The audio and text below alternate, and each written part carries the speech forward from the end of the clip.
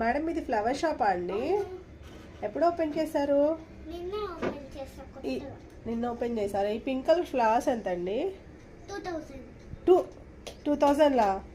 మీషోలో 120, 130కి ఉన్నాయి కదండి. తగ్గిస్తావా? ఎందుకు వస్తాయి ఫైనల్గా? ఎందుకు వస్తాయా? అది రేట్ ఎక్కువ, 500లో. రేట్ ఎక్కువ 500ఆ? సరే నాకు పింక్ కలర్ ఇవ్వండి.